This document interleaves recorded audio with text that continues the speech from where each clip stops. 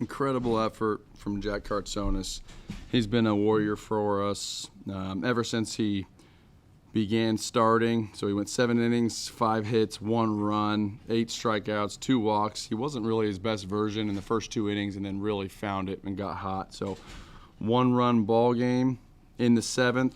It really felt like today we had a chance to score late and we were going to walk them off in the final game of the regular season. At least that was the narrative that I had in my mind. Obviously it didn't go our way, and Fairman got in there and Estridge got in there and Glasscock got in there, but we never got anything going offensively the entire day. So is there an update on Carson? Was that the umpire's decision? That's what it looked like from up there, that it was the umpire kind of noticed something?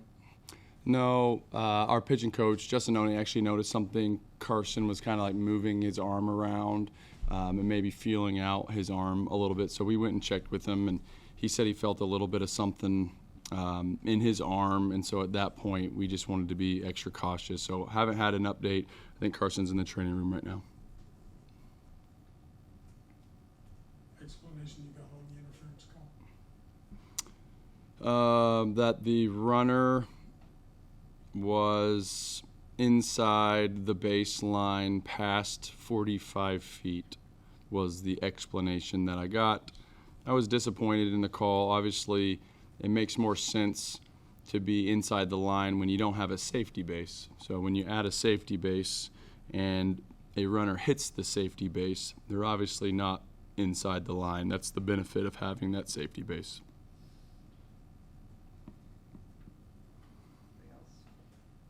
I asked Logan this, but what does it mean with the crowd and that trophy ceremony when you haven't played your best baseball all weekend and they're starting the Let's Go Mountaineer chants as you guys raise the trophy? What does that mean to you as a first-year head coach? But you've been here a while, but what does that mean?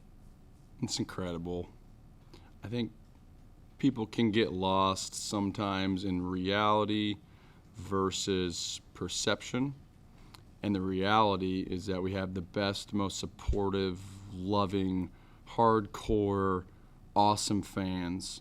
And sometimes I think that our players probably hear a little bit of noise, and it's a lot easier to cling on to negative noise than it is the positive noise.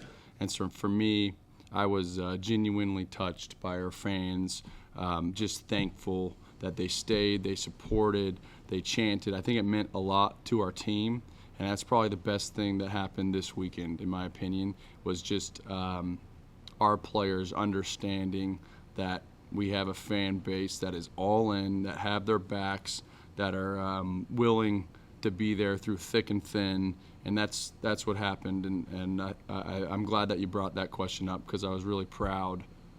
I was proud of our fan base. I was proud of the support, the people that come to pay money when the games didn't go our way, and they're obviously proud of a Big 12 title that our team was able to bring to this university. But that was a really cool moment. The next 4 days leading up to Thursday, more important mentally or physically? It's a good question. I think it's both. I really believe that there is some of it physically. I think sometimes when you start chasing pitches or you're not performing offensively, hitting is such a fine-tune activity. Like, you have to fire on all cylinders.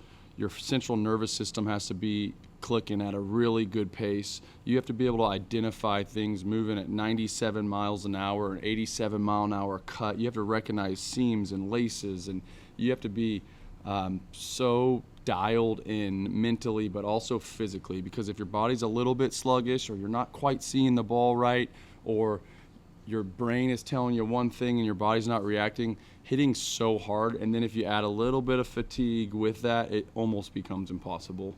And so I would say maybe physically would be the most important part, but when you go through this many games of tight games and close games, and a lot of the ones even that we won were high stress, and then you play for a title, and then you lose games, I think mentally, obviously, getting away is super important as well. So I would say both are critical this time of year. And tomorrow, we told the guys we really don't want them to come to the facility. Like, we really don't want you to go throw plyo balls or lift or find your swing in the BPC. We have a little bit of a window here where we need the guys to get away. Because you guys got the number 1 seed, the trophy. But did Kansas also make a statement this weekend? Hell yeah. They rolled in here and swept the number 1 team in the league. They're a good team.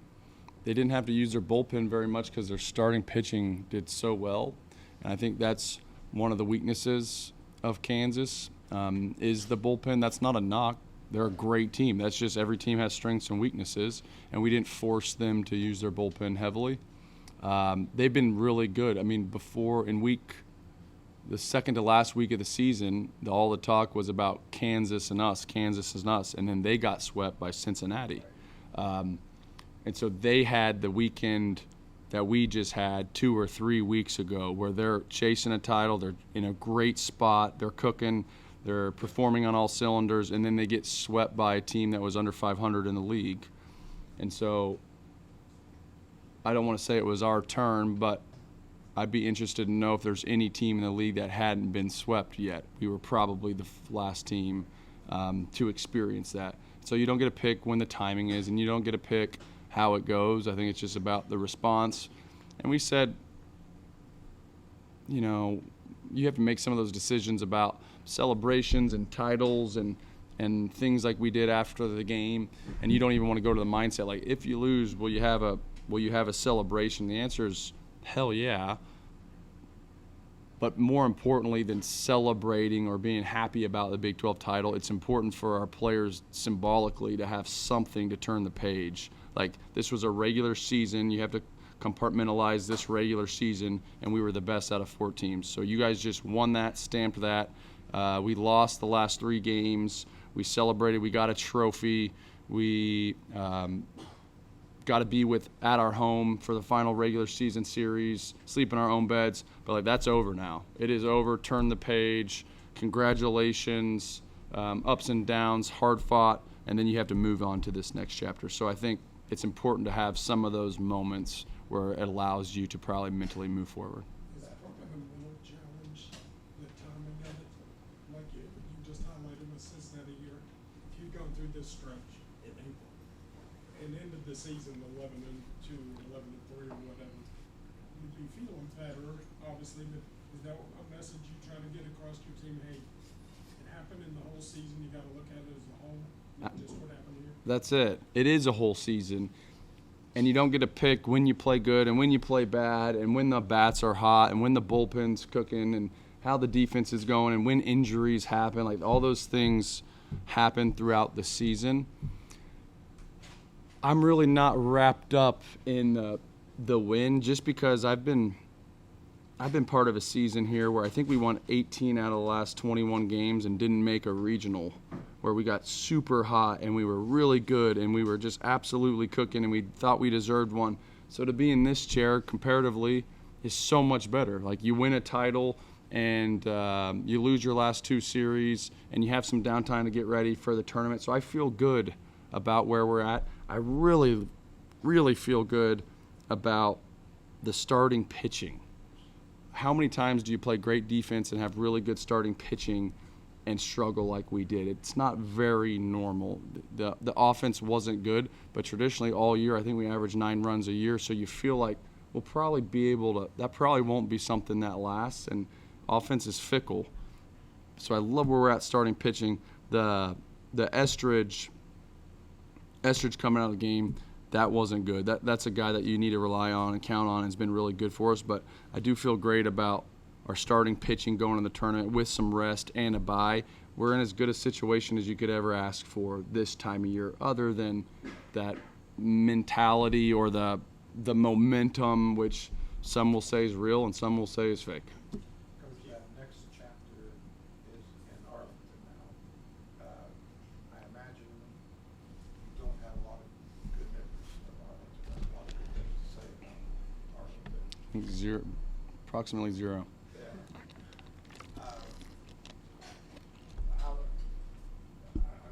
Taking that next step now in a place that hasn't been good to you guys, just kind of your thoughts on how you approach it. I feel good. I don't know how many years have we been playing there. It's 3? 0-6 in 3 years. And so I remember like the first year it kind of hit us. We're like, we got to do something different. So then we practiced somewhere different the day before. We took batting practice at a new location. There's some wonky tournament rules where like you only have so much allotted time, and it's very strict. You're on and off the field, and there's people making sure you don't take 1 extra minute on the field for practice. Extremely strict guidelines. So we're like, we're gonna go to University of Texas Arlington and practice and go about our business and prepare that way. And we went 0-2.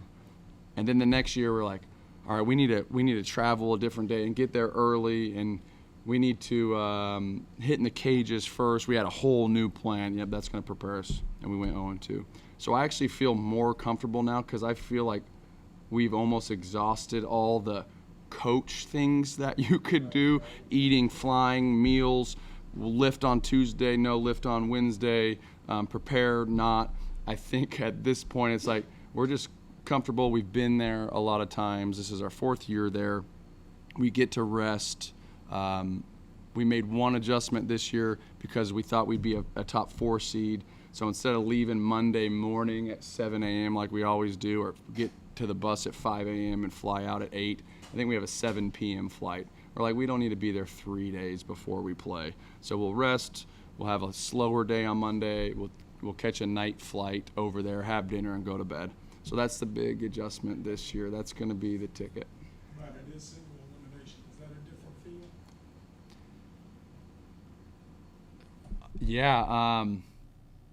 We are the only team in Big 12 history to win the play-in game in the tournament. There's only been one of those suckers, a play-in game in Big 12's history. It was one of those years. You remember what that was, Adam?